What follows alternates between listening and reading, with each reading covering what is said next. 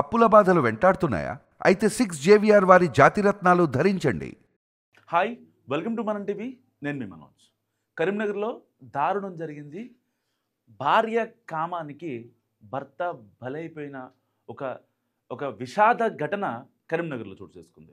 So ఎలా జరిగింది ఏంటనేది కంప్లీట్గా మనం డిస్కస్ చేసుకునే ప్రయత్నం చేద్దాం.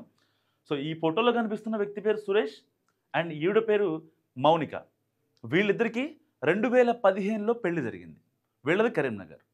సో అప్పటి నుంచి మంచి అన్యోన్యంగా ఉంటున్నారు, అంతా బాగానే ఉంది. వీళ్ళకి 2 పిల్లలు కూడా ఉన్నారు. సో దాని తర్వాత మౌనికకి కామ కోరికలు ఎక్కువైపోయాయి.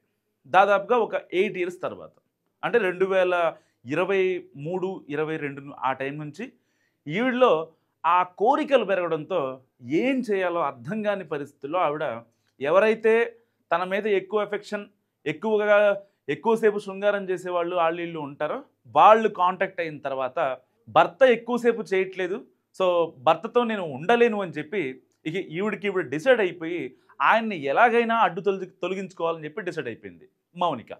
సో దాని తర్వాత ఎవరైతే ఈవిడికి అంటే ఫిజికల్గా దగ్గరగా ఉంటున్నారో వాళ్ళతో భర్త సురేష్ను చంపడానికి చాలా గట్టిగా ప్లాన్ చేసింది. మామూలు మర్డర్ కాదు, నెక్స్ట్ లెవెల్ మర్డర్. ఎవరికి అనుమానం రాకుండా వయాగ్రా ట్యాబ్లెట్లు ఇచ్చి అతనికి హార్ట్ స్ట్రోక్, అంటే బీపీ పెరుగుద్ది కదా ఎక్కువ ఈ వయాగ్రా ట్యాబ్లెట్స్ తీసుకోవడం వల్ల.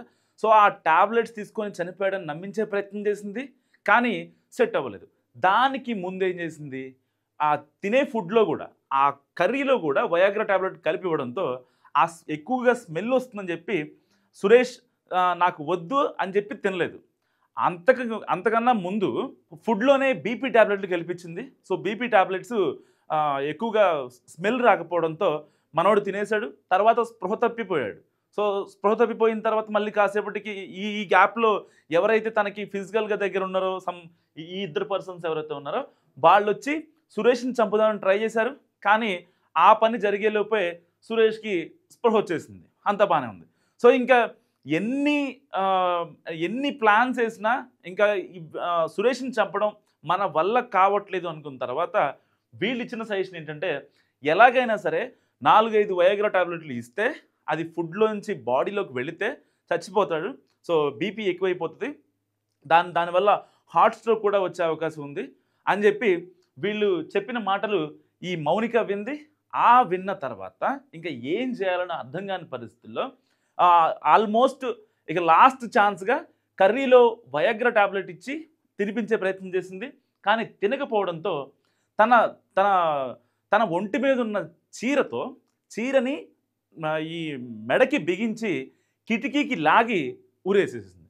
కానీ అతను చనిపోయిన తర్వాత ఏమని చెప్పే ప్రయత్నం చేసింది, కేవలం అతను శృంగారం కోసం చెప్పి నన్ను సాటిస్ఫై చేయడం కోసం అని చెప్పి ఆయన కొన్ని టాబ్లెట్లు తీసుకున్నాడు, ఆ టాబ్లెట్లు ఇవిగోండి అని చెప్పి ఇంటి పక్కన వాళ్ళకి, వచ్చిన పోలీసు వాళ్ళకి, దర్యాప్తు చేస్తున్న అధికారులకి, వీళ్ళకి కల్లిబుల్లి కబుర్లు చెప్పే ప్రయత్నం చేసింది. కానీ అక్కడికి వచ్చిన పోలీసులు తమదైన స్టైల్లో ఈవిడ్ని మౌనికాని విచారించగా ఆవిడ వెనక ఉన్న ఈ గ్యాంగ్ ఎవరైతే చోటా మోటా గ్యాంగ్ ఉన్నారో A1, A2, A3, A4, so వీళ్ళంతా కూడా మౌనికతో రిలేషన్లో ఉన్న వాళ్ళే.